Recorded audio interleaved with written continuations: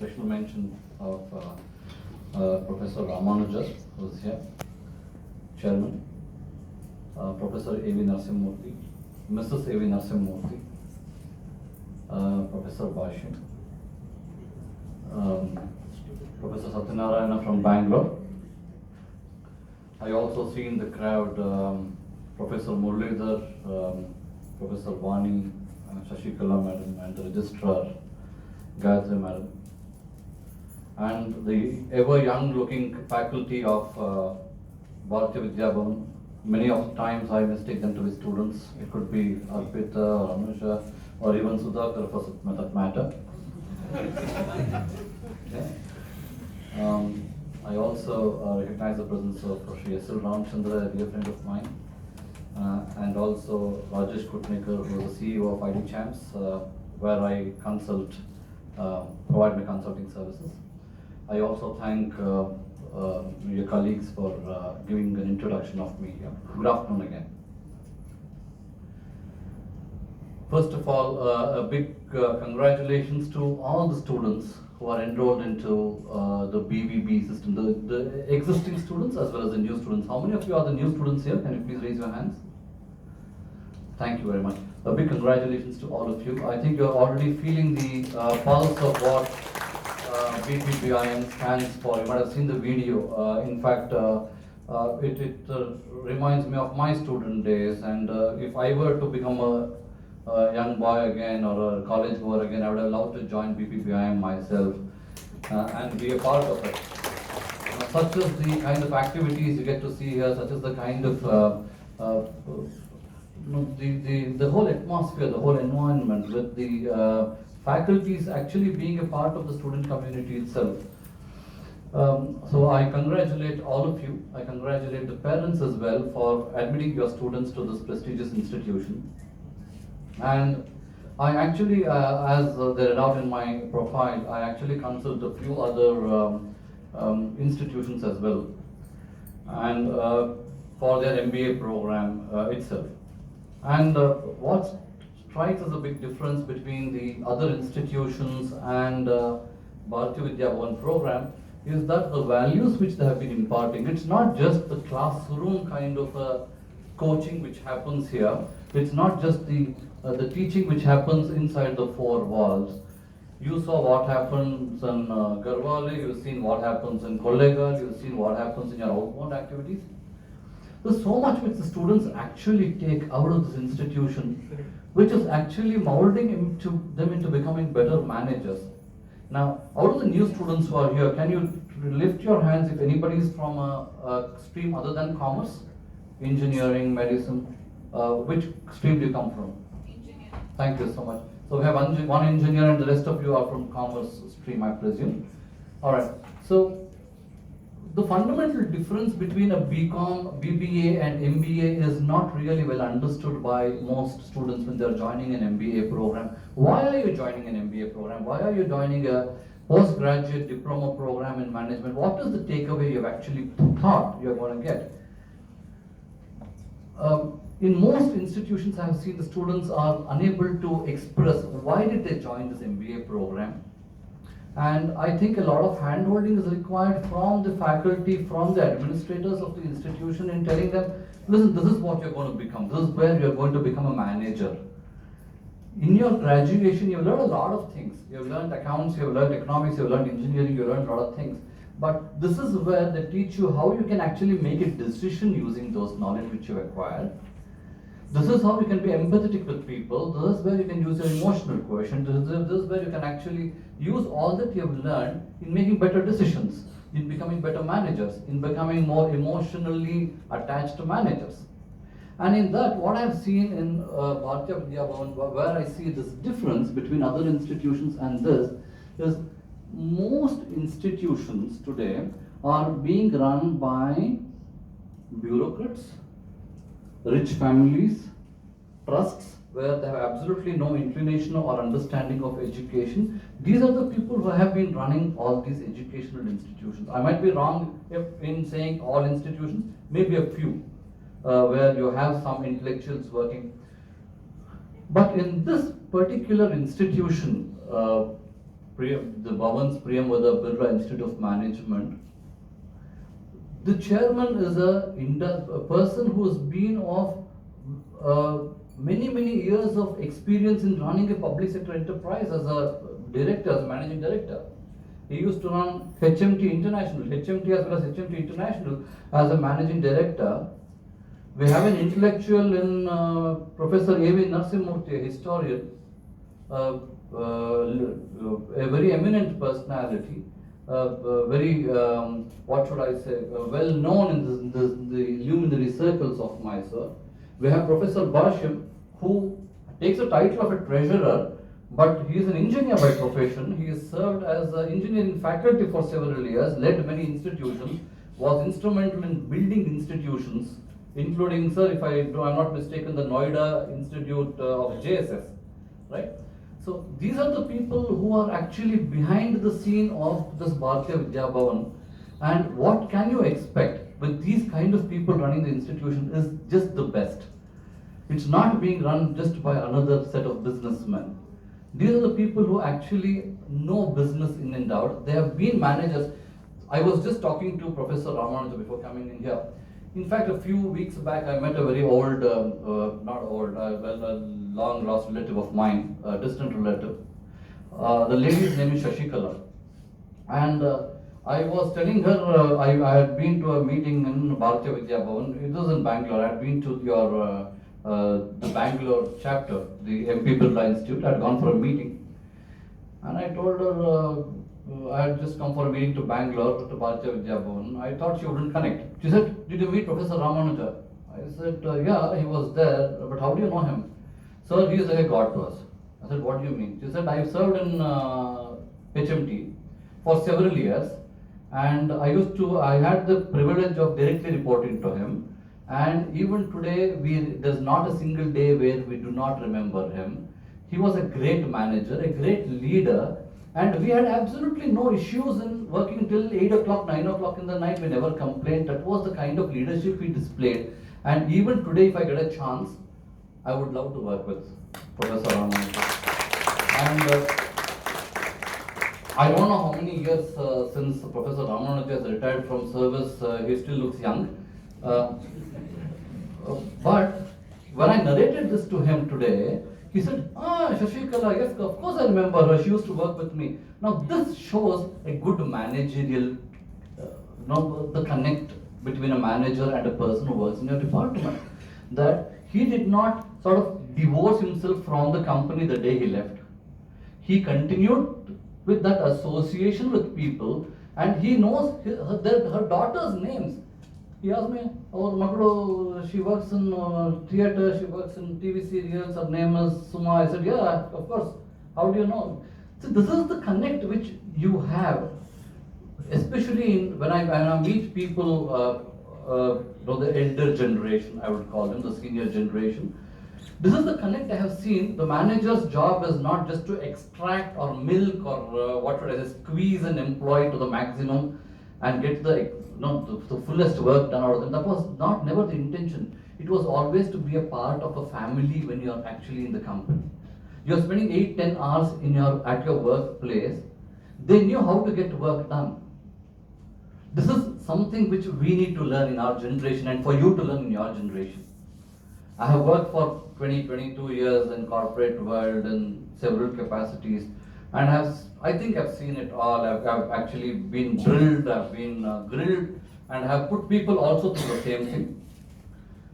May not be the right kind of management practices I have used. There's lots for me to learn even now. But these are the people who inspire, these are the people who actually develop managers. And when you are having people who have actually lived through this experience of being managers themselves, of developing managers all through their life, all that I can say is you are at the best place. So congratulations again.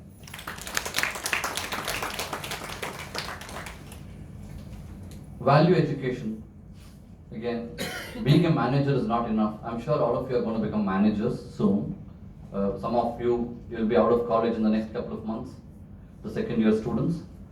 A few of you who have just joined now, another 2 years, you will all be there looking out for a job. All of you are going to get a job, 100%. There's no doubt about it. Everyone here is going to get a job.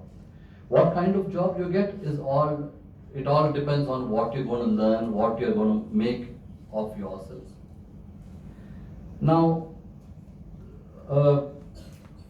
what the college teaches, the syllabus in the college is going to be the same for everybody. Right? In fact, Professor Narasimhamurthy, when he was speaking, he said, we are not a university, we are an institute, and we are not bound by several shacklings which universities normally put. In fact, I remember an instance, I used to be a faculty for this institution a few years back. I used to take a subject called Accounting for Managers, right? And it so happened one day that I was taking classes, I had the entire 30 credit class, and I was going through the study material and all. I made a sort of casual reference to the registrar, Mrs. Gayatri. I told her, Madam, your syllabus, I'm sorry to say, but is not in tune with the exact requirements of what an MBA student needs to study. She said, what do you mean? I said, you are teaching accounting to them, you are teaching them double entry system of bookkeeping, you are teaching them how to do bank reconciliation statement. These people are going to become managers. These people, you are training them to become management executives. So why are you teaching them double entry system of bookkeeping? Let the accountants do that job. These people have to be trained in making decisions. And I left it at that. I just had a cup of coffee, we discussed this, and I left it at that. Madam, I think you remember this. A few days later, I received a call from Madam saying, Sir, can you come to our campus? We need to have a discussion. So what is this about? She said, you made a reference about our accounting for manager syllabus. We'd like to discuss. I said, fine. So I came, I said, what do you want to do? She said, sir, can you please tell us what we need to incorporate and what we need to remove? So in the next few days, I actually went through the entire syllabus. I said what shouldn't be included, what should be included for the students, and I made a presentation. And believe me, in the next 1 week's time, the entire board of this institution had gone through my suggestions, and they came back with a positive response saying, sir, your suggestions have been accepted. We are going to modify the syllabus. Have you ever heard in any institution or any university where such dynamism is displayed? Where the management of the institutions normally are very, sorry to use this word, but very egoistic. They say, we are the management of the college, we know what to be taught to students, who are you to be telling us? But here in this case, I was just another visiting faculty. They took my words and they changed the syllabus. And I felt so good that my words were valued and the students got the benefit. And what I had suggested was introduce more decision-making techniques, introduce more how are you going to read a financial statement? Don't teach them how to prepare a financial statement. Today, a very small off-the-shelf software called Tally, which is available for 5,000 rupees, can actually prepare a balance sheet for you. So why are you teaching the students how to prepare a balance sheet? But teach them how to read a balance sheet, how to analyze a balance sheet, how to make decisions, how to make an investment decision out of a balance sheet. This is the dynamism which I see with this particular institution, and I'm again congratulate you all for joining this institution.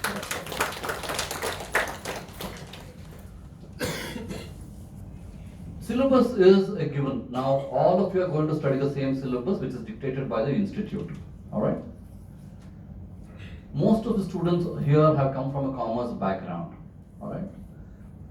Have you ever decided what you want to become once you complete your MBA or your PGDM? How many of you have joined your PGDM because you want to get a job? No one is. No one. Please raise your hand if you want to get a job. All of you, it applies to all of you, all the students. Now, some of them do their MBA because they can get a better dowry. Alright? So, I presume all of you have joined because you want to get a job, right? Now, when I ask students, what do you want to do after you finish your MBA? Sir, I want to get a job. What kind of a job? Not clear. Any job is good, as long as it pays well. Now, my advice to you is, you're all mature enough. Let me ask you the simple questions. A student doing his engineering, what does he become? An engineer. A student doing his medicine, what does he become? Doctor. A student going to law school, what does he become? A student going to a commerce college, what does he become? There's no answer. And The problem is not with the syllabus, the problem is in you because you have not planned, you have not made up your mind as to what you want to become. You just joined MBA or a PGDM course because you think you'll get a better job. What better job is in your hands? Now, if you want to become an investment banker, what are you supposed to do? Out of you 20, 30 people in a class, one person wants to become an investment banker, so syllabus cannot be changed for you. So what are you supposed to do? You have to take on add-on courses. It's like a pizza. You all eat pizzas? Right? Now pizza base you've seen? Do you eat a pizza base? No, you can't eat a pizza base. You need toppings on it. When you come out of college, when you come out of university, you're like a pizza base. You have no toppings on top of you. Everybody is the same. You choose what toppings you want. If you want to become an investment banker, or you want to become somebody said I want to run a company on sports management after my MBA. I said, okay, good, that's excellent, but what have you done about it? Have you done a course about it? Have you done a diploma over it? Have you done a certification program on it? Now this is up to you. Courses are available dime a dozen today. You go to the internet, there are courses available, not so expensive, some of them are even free. You want to become a business analyst, you want to become a financial analyst, go do some course on that. Don't expect the college to be sort of stuffing everything into you and then ask you to write an exam. That is not the purpose. Coming here to attend, examination is a part of your course. Attending not assignments and getting your marks is a part of the course, but that is not the end. I can challenge all the students who come here from commerce background. I will give you a bank reconciliation statement. Can you solve it? Most of you can't. Because this was studied for the purpose of taking an examination. Once the examination was done, some of you are smiling. Once the examination was over, you conveniently forgot. Yeah? Please raise your hands. How many of you have forgotten? There's no shame in it. Thank you so much. Because what happens is, when you write an examination, when you write your accounts paper, you know the last full stop you keep? That's like a delete button. Everything goes away from your mind. And that's how you've been programmed. You have not learned how you are going to actually implement what you are learning. Unless you study everything with an intent to learn and implement, that education is not of any use. And again, I think one of the best places where you can learn the subject and implement it, one of the best places I have seen is this particular institute, where I have seen the amount of pain which each of your faculty takes in making sure that you get the right kind of internship. I get calls from, you know who? From the chairman, from Professor A.V. Narasimha. They call me and say, Raghunandan, please give internship to my students. They want to implement something, they want to learn something. This is the kind of interest the faculty and the management of this particular institution takes. And again, I congratulate you for joining this particular institution where you get the best of everything. Continuous learning. There is no stoppage to learning. Even after you complete your MBA, don't say, finally I'm done. Because you have to keep catching up every day. If I still think that what I learned during my CA, I did my CA in 1998, and trust me, all the laws have changed. I used to study law books which were this thick. Finally I said, my God, finally I'm done with my CA. 3 years later, the law has changed. So it was of absolutely no use to me of what I had studied. Computer engineers, my friend here, Rajesh Kutnikar, was a computer science engineer from the first batch of PES college in Bangalore, a very brilliant engineer. But I'm sure the languages which he learned those days are non-existent today. So if you think I'm learning something great today and I'm going to become an MBA or a PGDM holder and I'm going to carry a certificate with me, if you don't update your skills immediately or regularly, you're going to be outdated soon. I am going to be outdated if I am not learning. In fact, for your information, even now I'm doing a course. It's called a Diploma in Information Systems Audit from the Institute of Chartered Accountants of India. Unless I keep updating myself, I'll be redundant. If I keep on giving the same speech to you every day, would you be listening? Would you be happy to listen? The same applies for the faculty, the same applies for, in fact, I was making this reference some time back. I was looking at the syllabus of BCom, okay? From one of the colleges, they wanted me to have a look, and I was looking at the syllabus of BCom. And what I realized was, what is being taught today is the same thing what I learned 25 years ago. And I'll not be surprised if what I learned 25 years ago was what my father studied when he was doing his BCom. But the world has moved on. The syllabus is the same, and the other part which makes me feel so annoyed is, I visited my college where I did my BBM, okay, and the person who used to teach me accounts is still there, and he still takes classes. And I casually went to him once and said, sir, how is it going? Are you still taking classes? Yeah, oh, same, I'm still taking the same accounts. Same accounts, sir. Hey, same accounts and same notes, how use The man has put all sorts of tapes all around his notebook, and he still uses the same notebook to teach the students. So they do not evolve, they have not learned beyond what they were teaching, unfortunately. And they have not tried to get any industry exposure either. They are happy with what they have been teaching every year. As long as students pass every year, they are happy. Now, that is not the situation here. I had a very long conversation with Professor Gargesa in Bangalore. Again, Professor Gargesa he used to handle marketing, I suppose, for HMT International, right? Very illustrious person, having many years of experience in industry, and he says, sir, our syllabus is changed regularly. Our faculty have to update themselves regularly. I hope Anusha and Arpita will agree. Right? The syllabus is updated regularly, the faculty have to be updated regularly, and we are not teaching the same thing year on year. We make sure of that. The students are there, they have to be up to speed with what's happening around the world today. So we are in a very disruptive environment. What used to be sort of the money maker a couple of years ago, it used to be energy companies. Now energy companies are all gone, it's mostly tech companies now. Okay, we don't know how it's going to shape in future. Most of the jobs which we thought would be the best jobs in the world, if you can go to Google and look for something called a report from World Economic Forum 2018. World Economic Forum is an international organization which compiles data or economic data from all across the globe. And there's a job report which they have given released in 2018 where they say the skills which are going to be disappearing in the next 5 to 6 years. And one of those skills which is going to be disappearing in the next 5 to 6 years is a data entry job. There's a job where we say I'm going to be a manager of a company where they're sitting and a BPO, for example. It's all going to disappear completely. So when you want to plan your career, when you want to decide what you want to become, think prudently, think intelligently, think this is what I want to become. Nobody is saying you should not become an artist after doing an MBA. You can become a Bharatanatyam dancer if you want.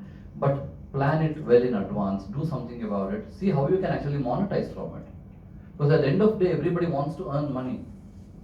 You're not doing an MBA for pleasure or for spending your dad's money. So plan well in what you want to do, what you want to achieve out of it, how you're going to monetize out of it.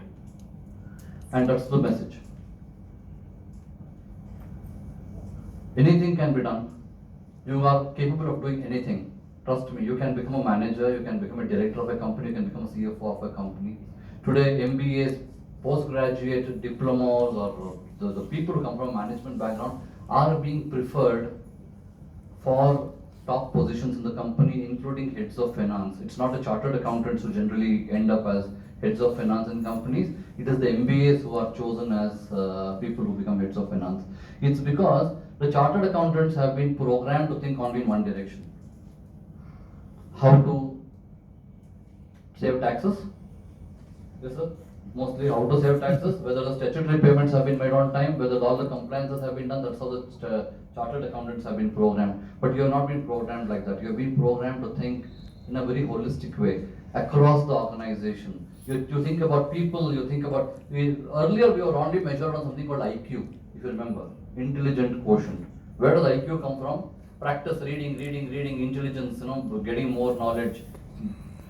Then they said, no, IQ is not enough, you need EQ as well. There's emotional quotient. How well you can connect with people, how well you can actually get information from people, how well can you work with people.